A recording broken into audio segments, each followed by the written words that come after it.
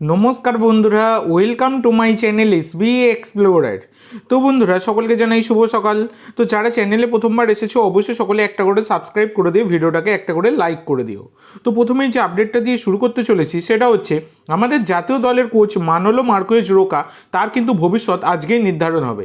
মানে রোকা তাকে কিন্তু তিনি নিজেও থাকতে চাইছেন না, এরকম একটা ব্যাপার রয়েছে। এবং রোকার আন্ডারে জাতীয় দলের পারফরমেন্স একদমই জঘন্য। আগে যা পারফরমেন্স দিত তার থেকেও জঘন্য হয়ে গেছে রোকার আন্ডারে। মানে যে প্লেয়াররা ভালো খেলতে পারছে না তাদেরকেই বেশি করে সুযোগ দেন রোকা, সেটা কিন্তু দেখাই গেছে। যাই হোক, আজকে কিন্তু এক্সিকিউটিভ কমিটির মিটিং রয়েছে এআইএফএফ এর। তো সেইখানে কিন্তু সিদ্ধান্ত আসবে এই রোকাকে নিয়ে, যে রোকা তিনি থাকছেন কি থাকছেন না। সম্ভবত তাকে রোকার না থাকার সম্ভাবনাই প্রবল, কারণ রোকার নিজে থেকেই এফসি গোয়ার সাথে কন্টিনিউ করতে চাইছেন, এইরকমই খবর রয়েছে। এবার দেখা যাক কী হয়।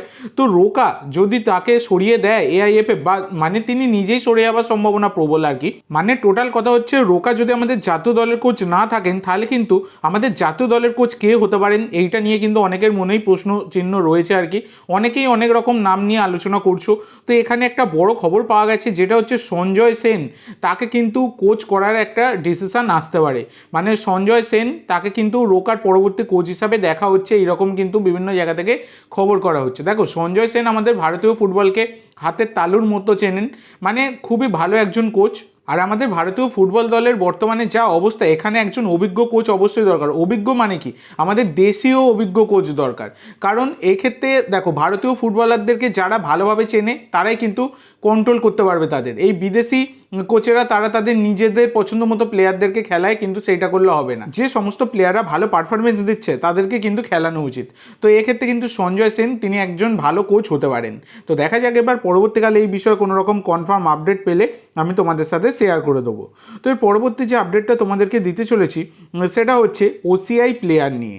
তো একটা বড় খবর কিন্তু বর্তমানে বেরিয়ে এসছে, সেটা হচ্ছে ন্যাশনাল স্পোর্টস পলিসি 2025 অনুযায়ী একটা বড় সিদ্ধান্ত কিন্তু নেওয়া হয়েছে।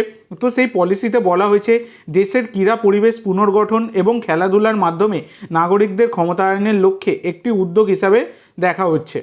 তো দেখো, এক্ষেত্রে এই যে স্পোর্টস পলিসি এসেছে, এক্ষেত্রে কিন্তু ওসিআই আর পিআইও প্লেয়ারদেরকে অনুমোদন দেওয়ার সম্ভাবনা কিন্তু প্রবল হয়ে দাঁড়াচ্ছে।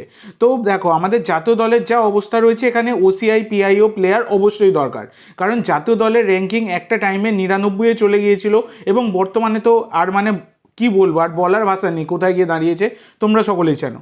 তো যাই হোক, আমাদের জাতীয় দলের এই যে স্পোর্টস পলিসিটা এসেছে ভারতের 2025-এর নতুন স্পোর্টস পলিসি, এর মাধ্যমে কিন্তু আমাদের পিআইও এবং ওসিআই প্লেয়ার অনুমোদনের একটা প্রবল সম্ভাবনা কিন্তু থাকছে।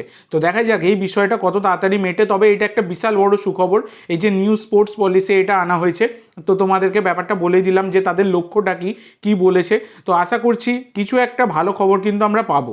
তো দেখা যাক পরবর্তীকালে কি আপডেট আসে। তো এই পরবর্তী আপডেটে যাওয়ার আগে তোমাদের সকলের কাছে আমার একটাই অনুরোধ, যারা যারা চ্যানেলে প্রথমবার এসেছো অবশ্যই সকলে একটা করে সাবস্ক্রাইব করে দিয়ে আমাদের সাথে যুক্ত হয়ে যেও।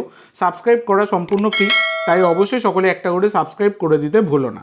তো এর পরবর্তী যে আপডেটটা তোমাদেরকে দিতে চলেছি সেটা কার্ল ম্যাকিউককে নিয়ে।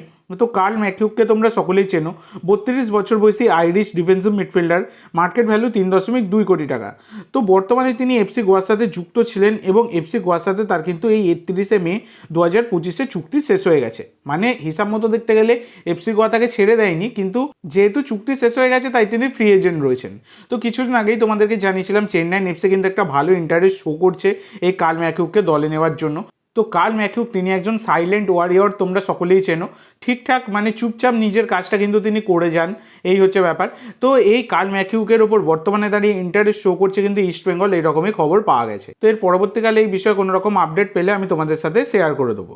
তো এর পরবর্তী যে আপডেটটা তোমাদের দিতে চলেছি সেটা হচ্ছে 20 বছর বয়সী ভারতীয় সেন্টার মিডফিল্ডের প্লেয়ার শিবাজিৎ সিংকে নিয়ে। তো এই শিবাজিৎ সিংকে মোহনবাগান সমর্থকেরা সকলেই চেনো। মোহনবাগানের রিজার্ভ টিমের সদস্য ছিলেন এবং দুর্দান্ত প্লেয়ার কিন্তু ছিলেন এই শিবাজিৎ সিং।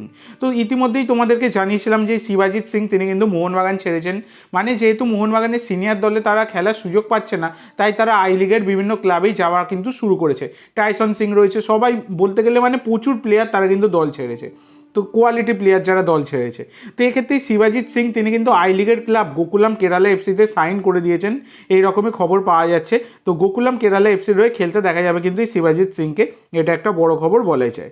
তো এর পরবর্তী এবং লাস্ট একটা আপডেট দেবো, আপডেট বলবো না, এটা তোমরা অনেকেই কোশ্চেন করছিলে যে দাদা মেহতাব সিংয়ের ডিলটার কী হলো, কোনো আপডেট দিচ্ছ না কেন, আপডেট দাও। তো দেখো বন্ধুরা, মেহতাব সিংয়ের ডিল যেখানে ছিল সেখানে কিন্তু দাঁড়িয়ে আছে। এর পরবর্তী কিন্তু কোনো রকম আর ডেভেলপমেন্টের খবর কিন্তু পাওয়া যায়নি, পাওয়া যাবেই বা কী করে, যে লিগের জন্য প্লেয়ারটিকে নেওয়া হবে সেই লিগেরই তো এখনও অনিশ্চয়তায় ভুগছে, মানে আইএসএল কীভাবে হবে, কবে হবে, কোনো রকম খবরই কিন্তু পাওয়া যাচ্ছে না। তো দেখা যাক পরবর্তীকালে এই বিষয়ে মেহতাব সিংকে নিয়ে কোনো রকমের আপডেট পেলে আমি তোমাদের সাথে শেয়ার করব। তবে লাস্ট যে আপডেট পাওয়া গিয়েছিল এই ডিলটা কিন্তু পজিটিভ ওয়েতেই এগোচ্ছে। এবার এটাই দেখার বিষয় যে আইএসএলের ভবিষ্যৎ কী, তারপরে কিন্তু হয়তো সিদ্ধান্তটা আসবে। তো দেখা যাক পরবর্তীকালে এই বিষয়ে আপডেট পেলে আমি তোমাদের সাথে শেয়ার করে দেবো। তো আজকের জন্য এইটুকু বন্ধুরা, ভিডিওটি ভালো লাগলে অবশ্যই লাইক করো, শেয়ার করো, আমার চ্যানেলে প্রথমবার এসে থাকলে চ্যানেলটি সাবস্ক্রাইব করো, আর কমেন্ট করে জানাও ভিডিওটি কেমন লাগলো। ধন্যবাদ।